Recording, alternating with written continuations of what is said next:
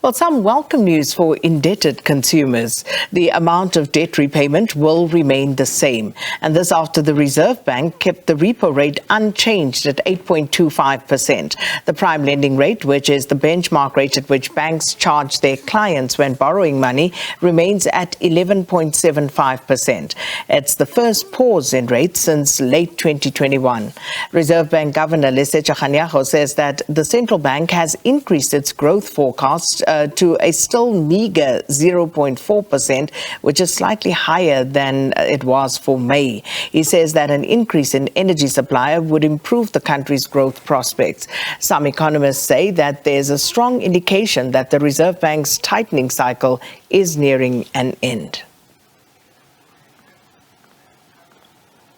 Some political parties argue that it's time for the government to respond appropriately with effective economic policies as hard-pressed South Africans are battling to survive. This is cold comfort for South African consumers who are battling a cost of living crisis. This crisis is government-induced and is a direct result of government's inability to implement effective fiscal policy.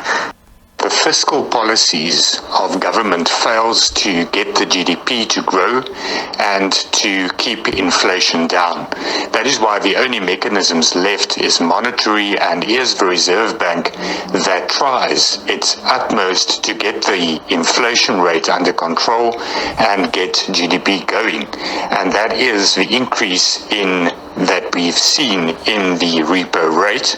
We do welcome the fact that those decisions have bared fruit. We hope that the decision that was made today is the turning point for this pattern of increasing the interest rate, and that interest rates will start to decline so that we can have more liquidity in our markets, and so that South Africans can experience a relief from this tremendous financial pressure.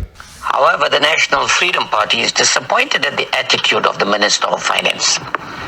And the question that arises, is the Minister of Finance serving the interest of ordinary South Africans or the financial institutions in this country? South Africans have been under immense pressure in the country.